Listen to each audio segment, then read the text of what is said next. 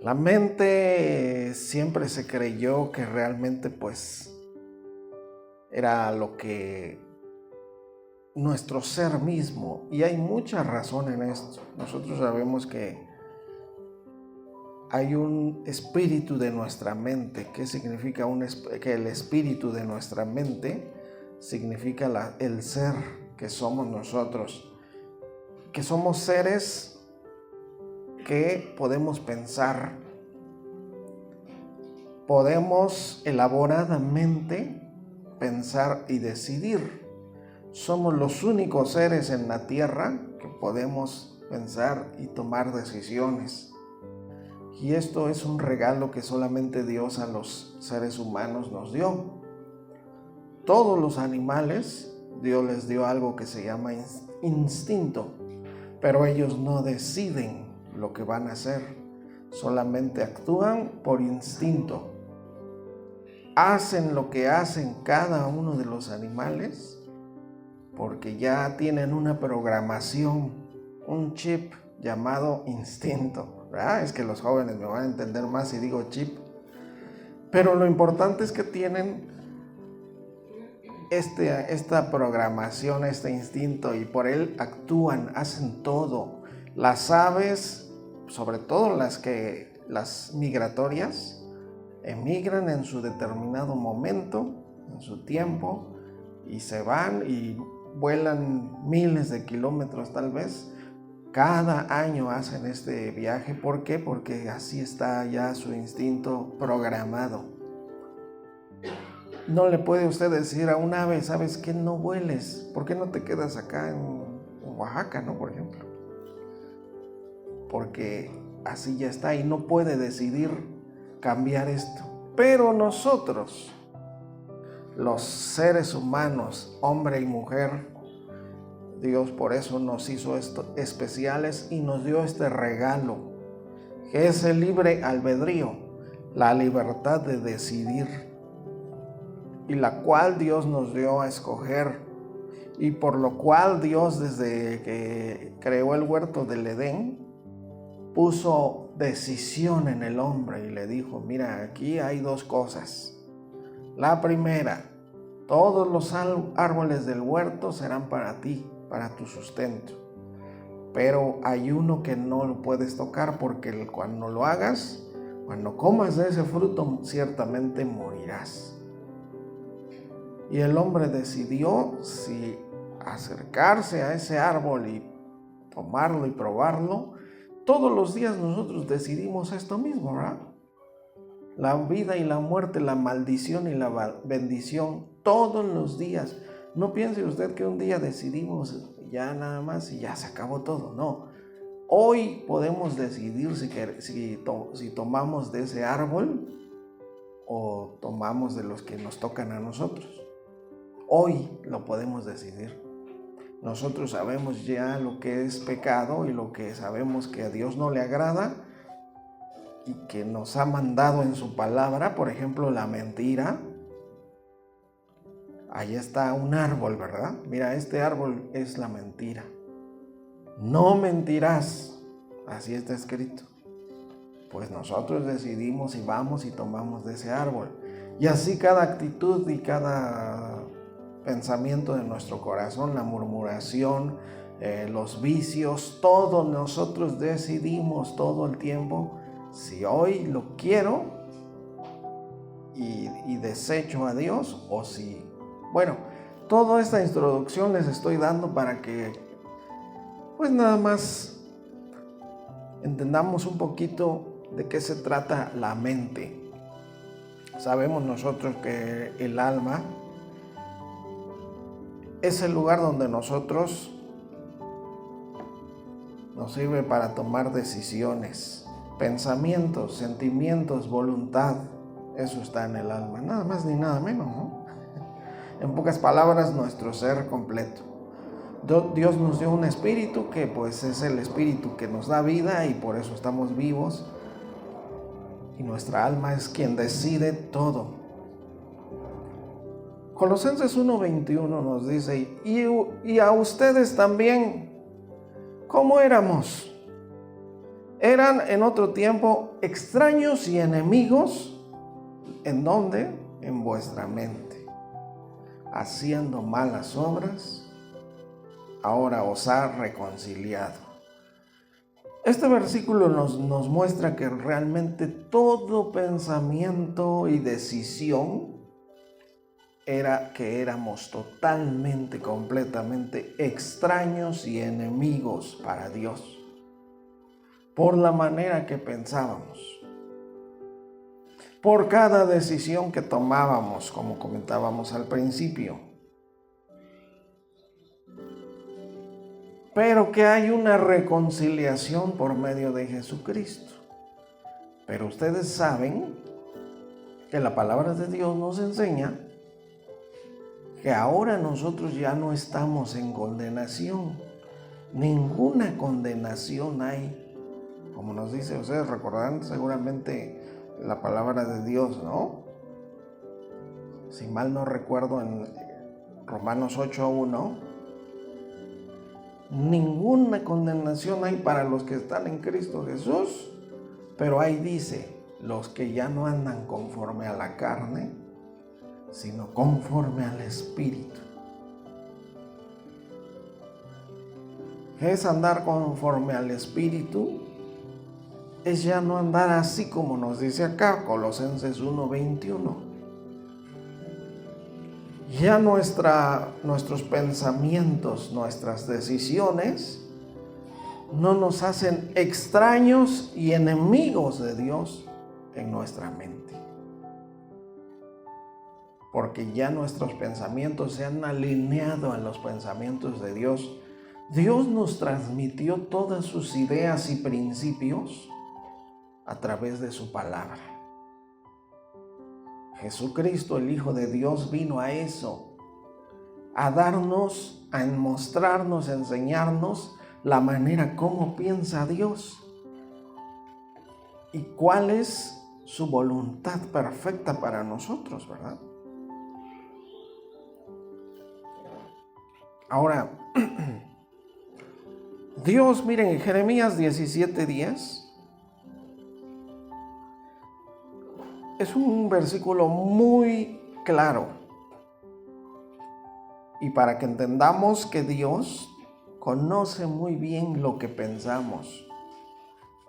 Jeremías 17:10 dice, yo Jehová que escudriño la mente. ¿Qué significa la palabra escudriñar? Entender, esculcar ahí, a ver qué hay. Así Dios busca, ve qué cosa, entiende perfectamente nuestros pensamientos.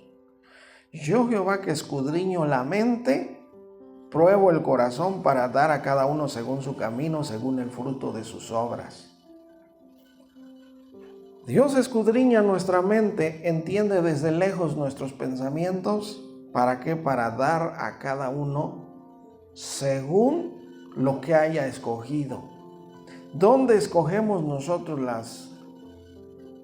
dónde tomamos toda decisión? En nuestra mente.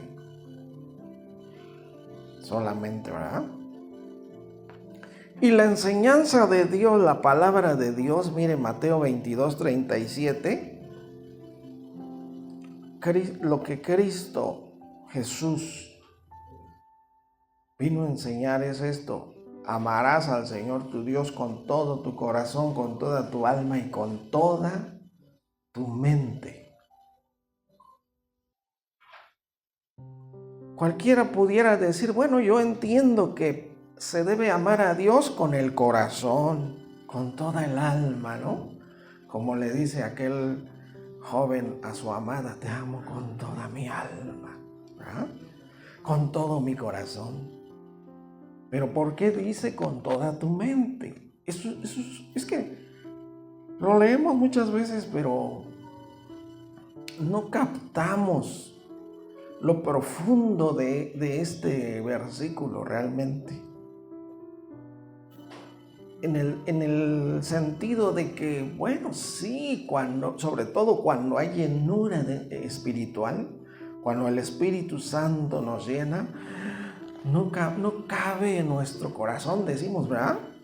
por tanto amor que sentimos para Dios, porque todo el corazón así, porque el alma. Pero ahora falta algo que es muy importante, la mente. Ahí es donde va a empezar todo.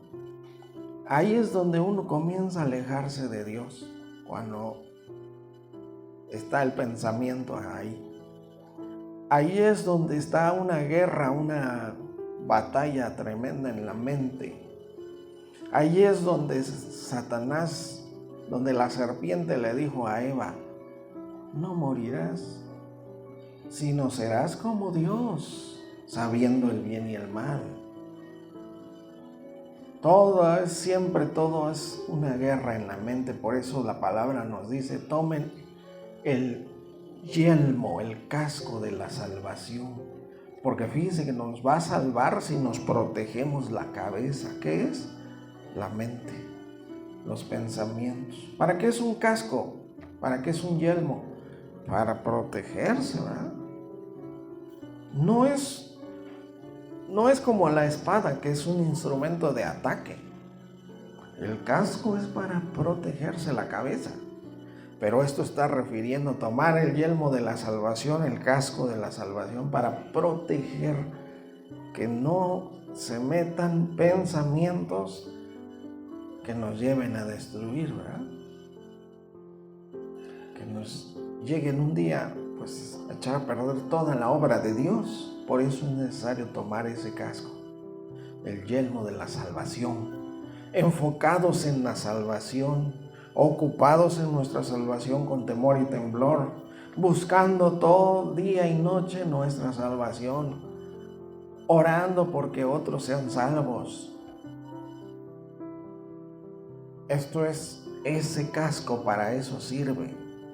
A mí me gusta mucho como dice Marcos 12:33, dice: y el amarle con todo el corazón, con todo el entendimiento, escúchelo, y el amarle con todo el corazón, con todo el entendimiento, con toda el alma y con todas las fuerzas, y amar al prójimo como a uno mismo, es más que todos los holocaustos y sacrificios. El amarle con todo el corazón, con todo el entendimiento. Me gusta, muy bonito lo dice acá. ¿Quién dijo esto? Nada más ni nada menos que un fariseo. Y Jesús, ¿qué le dijo en el versículo siguiente? En verdad no estás lejos. No está lejos de ti la salvación. Tú ya estás casi listo. Porque ¿qué faltaba? Que lo hiciera, ¿verdad? Nada más eso faltaba. Bueno, Romanos 1:28. Mire, es que nosotros nos encontramos todos los días. Esto no es realmente de que alguien diga: para siempre yo ya no tomo en cuenta a Dios. Para siempre yo desecho a Dios. No, un cristiano, alguien que maduro espiritualmente, en un momento puede hacer esto también. No tener en cuenta a Dios. Y como ellos no aprobaron tener en cuenta a Dios, Dios los entregó a una mente reprobada para hacer cosas que no convienen. Híjole, aquí me tardaría yo muchísimo para dar tantos ejemplos de qué cosa es tener una mente reprobada. Una mente reprobada es cuando ya no tenemos el control nosotros de decidir sobre lo bueno y lo malo, sino que nada más está ahí la tentación, el deseo de hacer el mal. Nos domina y nos arrastra las concupiscencias, las pasiones y deseos carnales.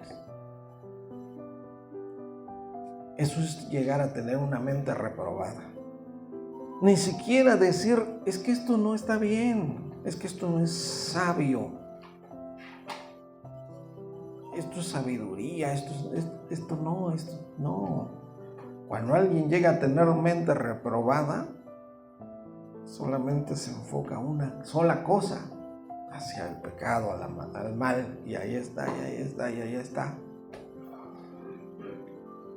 Y es su deseo, su anhelo, su todo, ¿verdad? Eso es una mente reprobada.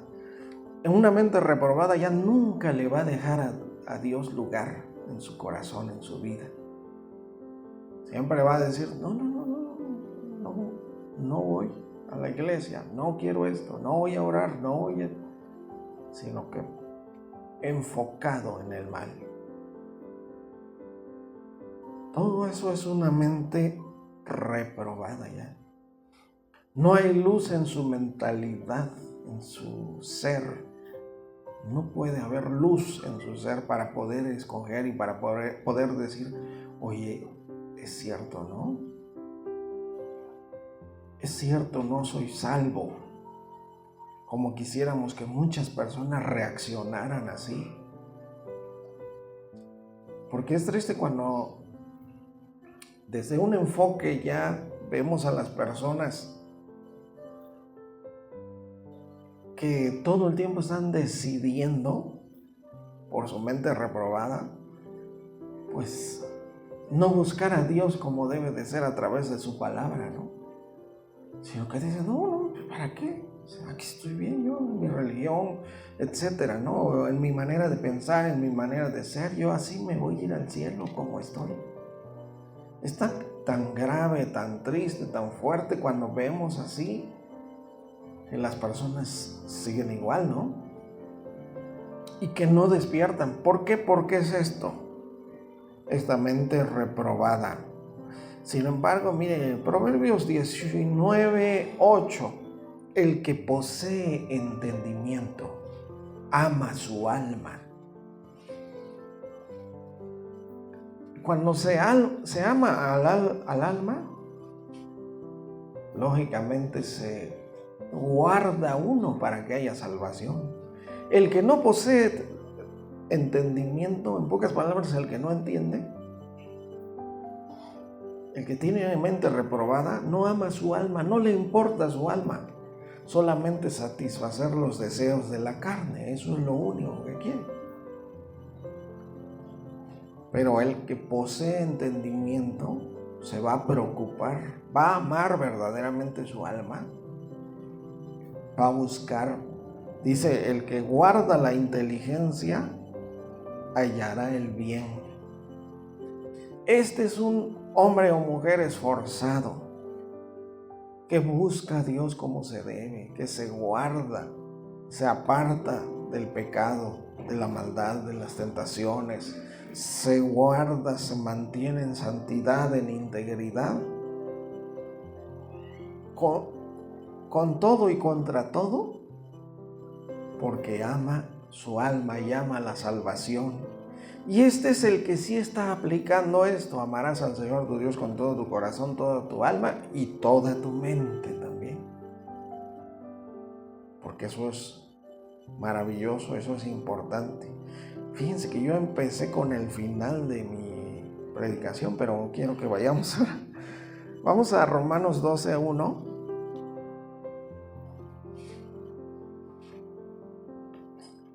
El cual, estos versículos que nos hablan, nos están hablando de la nueva vida ya en Cristo, de cuando alguien ya es salvo y cuando alguien comienza a vivir de acuerdo a la palabra de Dios en obediencia y todo esto, ¿verdad? Ya son deberes de nosotros como cristianos. Romanos 12:1 dice, así que hermanos, les ruego por las misericordias de Dios que presenten sus cuerpos como un sacrificio vivo a Dios, ¿no?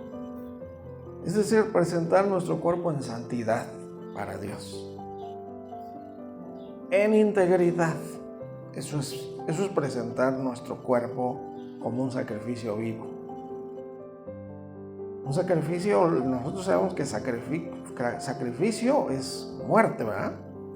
Se presenta un animal que se sacrificó, se mató, para decir, aquí está mi culpa,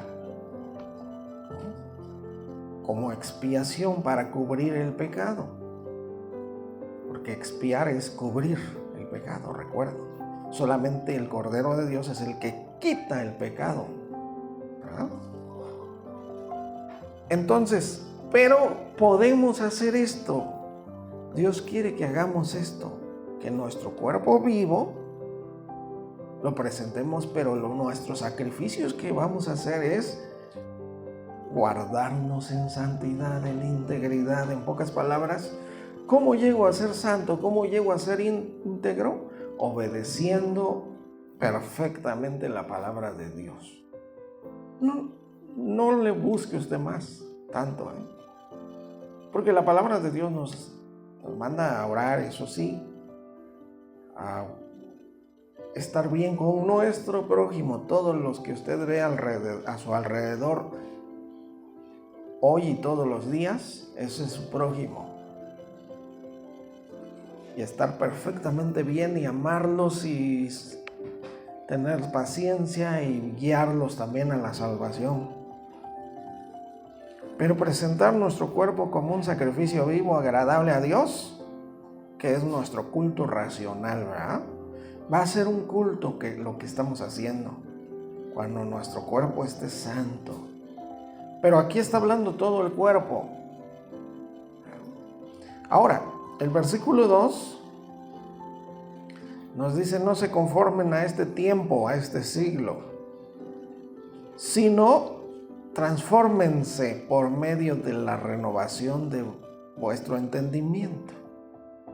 Que haya una transformación de nuestra mente, de nuestra manera de entender y de decidir las cosas. Eso es el entendimiento. Entender algo y llevarlo a cabo. Entender la palabra de Dios y aplicarla. Ese es alguien entendido. Alguien que no es entendido, te recordará ese versículo: no seas como el caballo, como el mulo, que deben ser atados, si no, no se acercan a ti, ¿verdad? En pocas palabras, es alguien que no entiende, ¿no? A eso se está refiriendo esos versículos de ese salmo, ustedes lo recuerdan. Pero el entendido, el entendimiento, cuando hay renovación, ese es alguien que de verdad, dijo: no, pues si Dios me ama, si necesito salvación, pues ahora me aplico en obediencia a la palabra de Dios. Y para que seamos transformados por medio de esa renovación y de ese entendimiento. No piense usted que, yo entiendo que esto es mejor y pues así ya me renuevo y ya. No, está hablando todo conforme a Dios y a su palabra. Para ser agradable. Por eso dice: para que compruebes cuál es la buena voluntad de Dios, agradable y perfecta. Para que compruebes. Fíjense qué bonito lo dice, Y no nos estamos yendo a otras versiones que aclaran mucho estos versículos, pero nada más acá.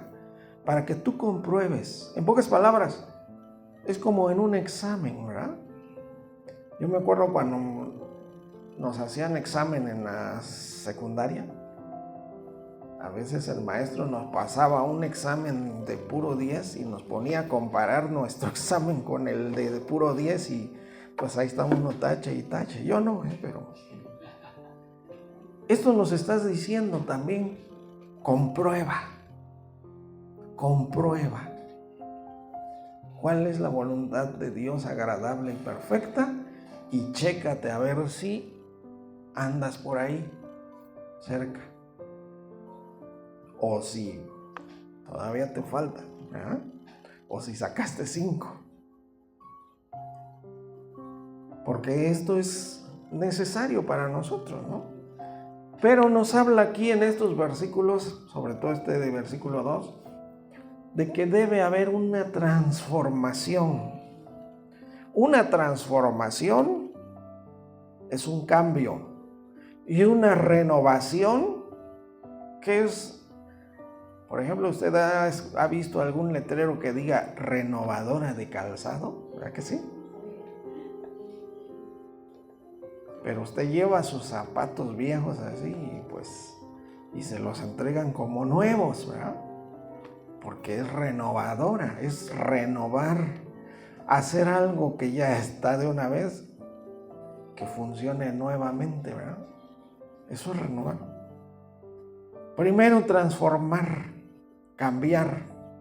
Lo primero que necesitamos hacer con nuestra mente es cambiarla, ya no pensar igual, ya no entender las cosas igual que siempre. Y después viene una renovación, hacer nueva nuestra mente, nuestro entendimiento está hablando acá. Si no, nunca vamos a entender. ¿Qué decía Jesús? No se echa vino nuevo en odres viejos. Si lo actualizáramos esto, no eches un vino recién hecho en un envase viejo, porque ese envase viejo no va a soportar el vino nuevo y se rompe.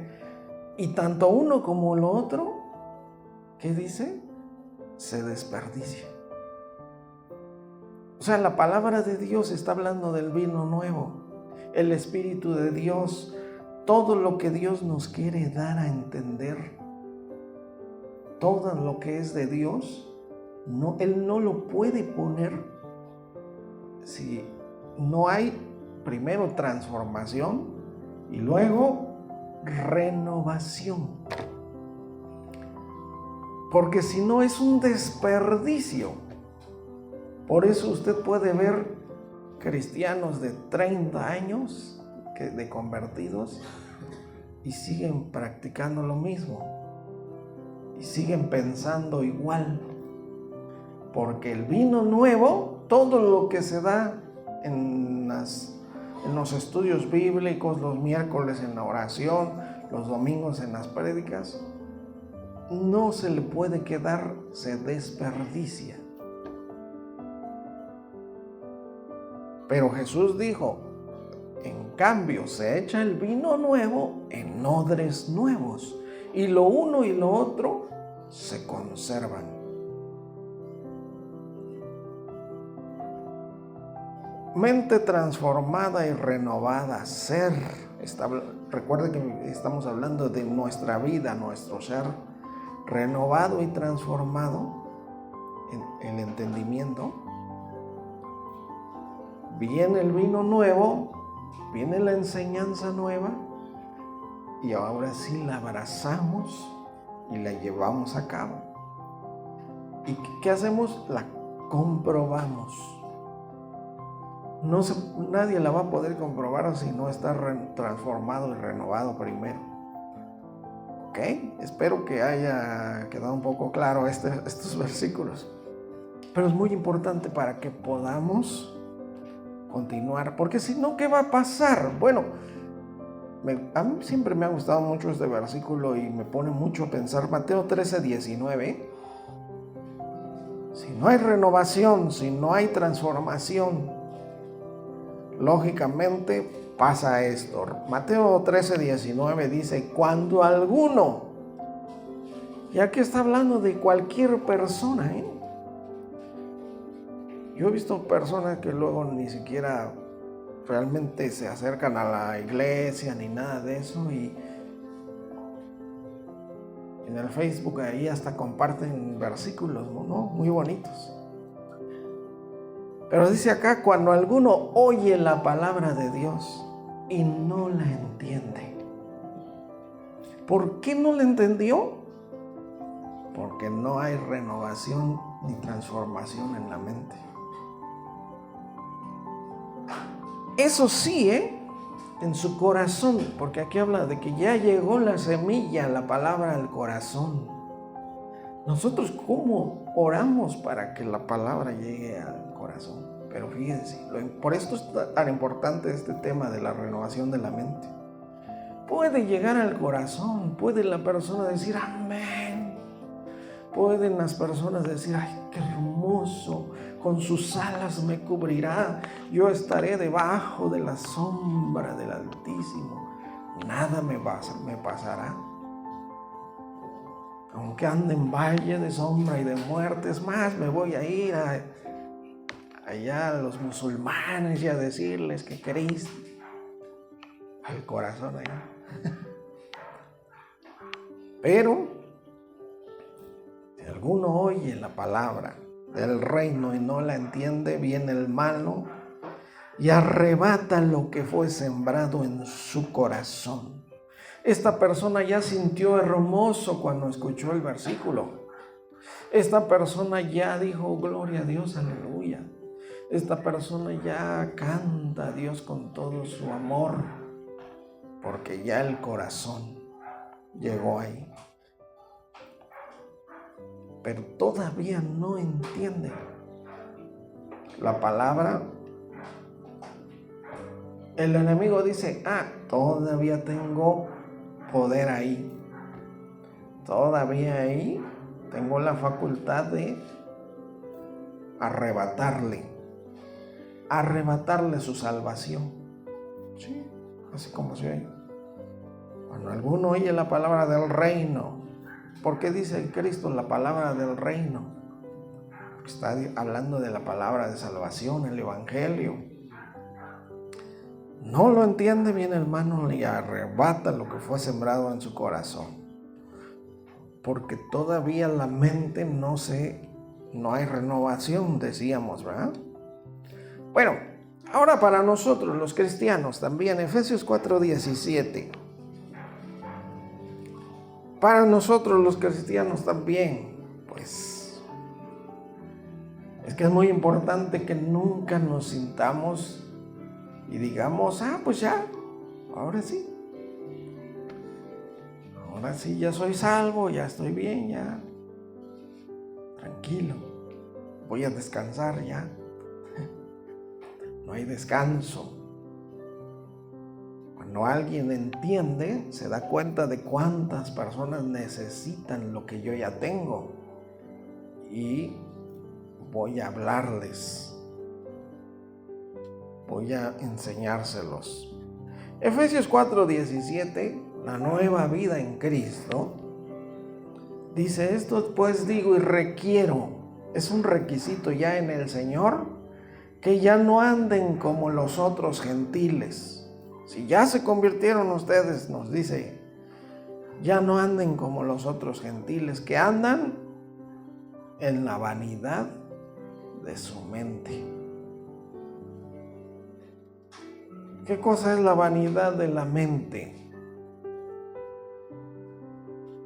Tener sueños, tener anhelos, tener pensamientos que solamente estén basados en las cosas de aquí de la tierra. Eso es la vanidad de la mente. El versículo 18 dice, tendiendo el entendimiento entenebrecido. Ahorita hablábamos de cuando Dios dice, como no quisieron tener en cuenta a Dios, Dios les entregó una mente reprobada. Esto es lo mismo, pero esto es para cristianos solamente, ¿eh? Andan en la vanidad de la mente, tienen el entendimiento entenebrecido, ajenos de la vida de Dios. O sea, ni siquiera entienden cómo es vivir la vida de Dios, la vida que Dios quiere que vivamos nosotros los cristianos. Por la ignorancia que en ellos hay, es decir, todavía no ha llegado bien la palabra. Tal vez no ha sido un odre nuevo, un odre renovado. Por eso es tan importante ese versículo que dice el Señor Jesús, ¿no? No se echa vino nuevo en odres viejos. Mire cómo dice Colosenses 3:9 también y 10. No se digan mentiras los unos a los otros, habiéndose despojado del viejo hombre con sus hechos. Y el versículo 10, y habiéndose revestido del nuevo, el cual conforme a la imagen del que lo creó, por eso decíamos nosotros, cuando Dios creó al hombre, dice, a imagen y semejanza de Dios los creó, varón y hembra los creó. Pero después se corrompió. En pocas palabras, se echó a perder esa imagen y semejanza. Y ahora, el vestido nuevo, la renovación, es cambiarse y hacerse otra vez, ahora sí, conforme a la imagen del que lo creó, y irse renovando hasta el conocimiento pleno. Ahí está hablando de la renovación, de ir entendimiento hasta conocer perfectamente. Porque así, para esto hizo Jesús en la iglesia. Él instituyó los 5 ministerios para esto precisamente. Efesios 4, ¿verdad? Que lo dice ahí. Efesios 4:11, me parece, 4:12. Y él mismo constituyó a unos apóstoles, a otros profetas, a otros evangelistas, a otros pastores y maestros, ¿verdad? Para la obra, a fin de perfeccionar a los santos para la obra del ministerio, para la edificación del cuerpo de Cristo. ¿Para qué? Fíjense, hasta que todos lleguemos a la unidad de la fe y del conocimiento. Como veíamos aquí en Colosenses, hasta el conocimiento pleno. ¿Ya? Se va renovando hasta el conocimiento pleno, revestido del nuevo hombre conforme a la imagen del que lo creó, y se va renovando hasta el conocimiento pleno, hasta que todos lleguemos a la unidad de la fe y del conocimiento del Hijo de Dios, a un varón perfecto, a la medida de la estatura de la plenitud de Cristo. Todo, ¿cómo es esto? Todo es el espíritu de nuestra mente. Ese es el que cuesta más trabajo.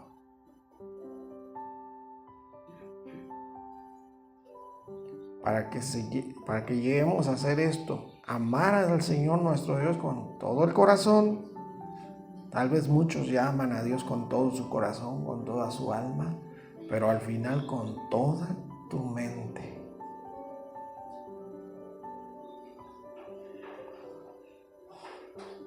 Bueno, seguimos rápidamente, ya casi terminamos.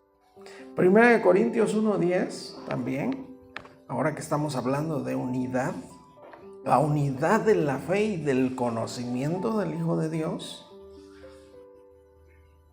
Dice 1 Corintios 1:10, les ruego, pues hermanos, por el nombre de nuestro Señor Jesucristo, que hablen todos una misma cosa y que no haya entre ustedes divisiones, sino que estén perfectamente unidos en una misma mente y en un mismo parecer. Porque se han hecho tantas, ¿cómo se llaman los grupos cristianos? Denominaciones, ¿verdad? Porque no hablan todos una misma cosa. No estamos unidos en una misma mente, en un mismo parecer. Pablo también en un versículo decía, ¿verdad? Les ruego que hablen todos una misma cosa. ¿A qué se refiere? Enseñen siempre lo que es verdadero, nada más. Estén perfectamente unidos en una misma mente y en un mismo parecer. Que no haya quien diga, bueno, espero que no haya quien diga, no me parece como predicó el pastor, ¿eh? A mí me parece más bien que, bueno, estemos ahí nada más y ya, un rato. Bueno, espero que no. Pero sí, de que sí tenemos que tiene que haber unidad en nuestra manera de pensar, ¿no? Ustedes conocen la historia, como cuando comenzó la iglesia, todos unánimes juntos, ¿verdad? Cómo recalca varias veces aquellos versículos de Hechos 2, Hechos 3, y estaban unánimes, siempre unánimes juntos, y todos juntos estaban todos los días en el templo. Híjole, ay, ¿cómo que todos los días? Todos los días, todos los días, ¿verdad? Ahí estaban, y en las oraciones, y en las casas, ahí cenaban, ahí comían, y todos juntos ahí vivían, prácticamente estaban juntos. Y empieza de repente la división, empiezan este matrimonio, Ananías y Zafira, ¿no? ¿Y por qué llenó Satanás tu mente? ¿Por qué quisiste engañar al Espíritu Santo? ¿Por qué? Porque se rompió esto, ¿verdad? Ya no andaban perfectamente unidos, porque así lo dice aquí, donde estamos, 1 Corintios 1:10, que no haya división entre ustedes, sino que estén perfectamente unidos en una misma mente y en un mismo parecer. Comentábamos ahí en Hechos 5, ¿verdad? Ese caso de Ananías y Zafira, y que ¿por qué llenó Satanás tu corazón? No quieras engañar al Espíritu Santo, ¿no? Y así las divisiones, ¿verdad? Pero bueno, nosotros vamos, mire, Proverbios 3:1, primero dice: hijo mío, Dios siempre nos va a tener mucho amor, paciencia. Hijo mío, si recibieres mis palabras. Es como que el Padre, así con tanto anhelo, ¿no? ¿Cómo no recibieras mis palabras? Hijo mío, si recibieras mis palabras y mis mandamientos guardares dentro de ti, en tu corazón, ¿no? Versículo 2, haciendo estar atento tu oído a la sabiduría, si inclinares tu corazón a la prudencia, si clamares a la inteligencia y a la prudencia dieres tu voz. Versículo 4, si como a la plata la buscares, si como a tesoros la escudriñares. Versículo 5, entonces entenderás el temor de Jehová y hallarás el conocimiento de Dios. ¿Qué se necesita primero? ¿Se dan cuenta que esto es un proceso? Primero se necesita recibir las palabras de Dios. Segundo lugar, si empezamos desde el versículo 1, ¿verdad? En primer lugar, recibir la palabra. Ok, voy a la iglesia, voy al culto el domingo, recibo la palabra. Número 2, guardar los mandamientos dentro de nosotros mismos. Número 3, estar atento a la sabiduría. Número 4, inclinar nuestro corazón a la prudencia. No ser prudentes en nuestro propio entendimiento, sino, ¿verdad? Porque dice, fíate de Jehová con todo tu corazón, no te apoyes en tu propia prudencia. Luego el 3, clamar a la inteligencia, pedirle a Dios sabiduría, ¿verdad? Y luego el versículo 4, si como a la plata la buscamos. Porque a la plata, ¿qué tal la buscamos, verdad? Entonces, dice el versículo 5, ahora sí entenderás el temor de Jehová. Entonces ahora sí ya tu mente podrá ser renovada, porque si no, de otra manera no va a poder ser renovada. Si no seguimos todos estos pasos, Así que apréndanselos, hermanos. Aprendámonoslo. Todos estos pasos. Y llegará a nuestra mente. Entenderás el temor de Jehová. Hallarás el conocimiento de Dios. Versículo 6. Porque Jehová da la sabiduría y de su boca viene el conocimiento y la inteligencia. Porque Dios siempre está dispuesto a darnos sabiduría. Si alguno tiene falta de sabiduría, pídasela a Dios y Él la dará sobreabundantemente y sin reproche. Y el versículo 7, Él provee de sana sabiduría a los rectos y es escudo a los que caminan rectamente. ¿Cómo es que Dios hace más sabios a los sabios? Bueno, un ejemplo lo tenemos nada más con unos jóvenes como de 14, 15 años, que eran primos todos ellos, Daniel y los otros tres, ¿verdad? Sadrach, Mesach y Abednego. Que ¿cómo nos aprendemos mejor su nombre que les pusieron en Babilonia? Y no sus nombres verdaderos, ¿verdad? Pero ¿qué hicieron ellos? Bueno, se guardaron, dijeron, no queremos de la comida del rey, porque en Babilonia sí se comían hasta reptiles. Se comían hasta diferentes animales. Eso era la comida del rey. Y ellos, pues, los pusieron en un buen lugar porque de la misma comida que se les servían en los banquetes al rey y a sus siervos nada más, también para ellos les daban. Y ellos dijeron, no, nada más danos puras legumbres y agua,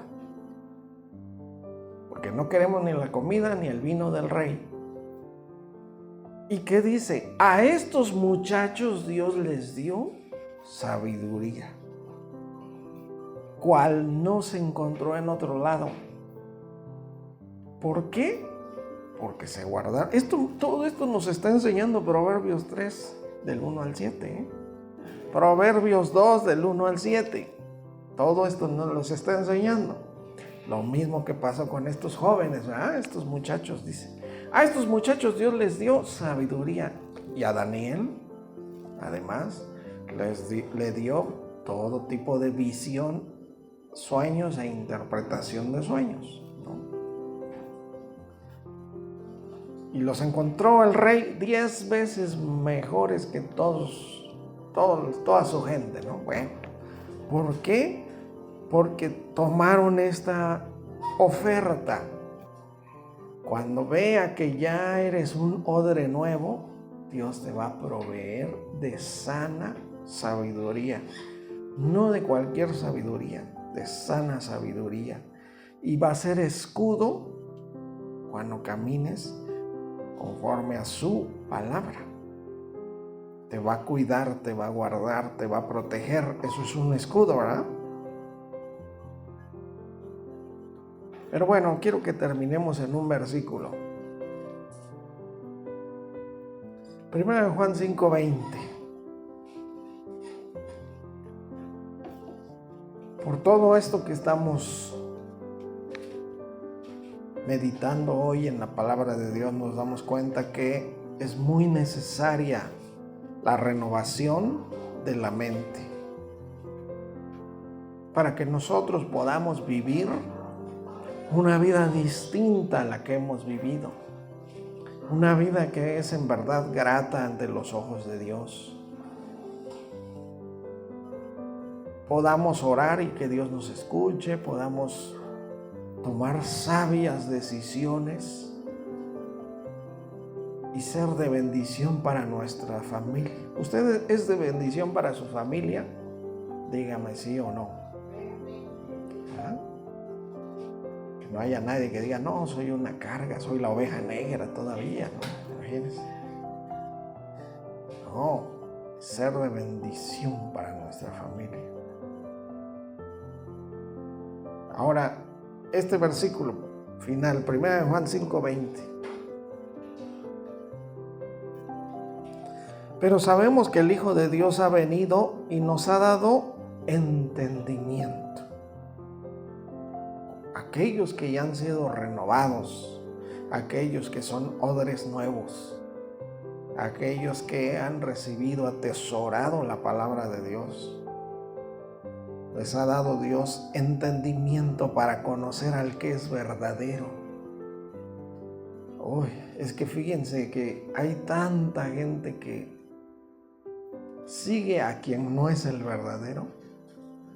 Imagínense, no sé si usted qué siente cuando ve, por ejemplo, a otros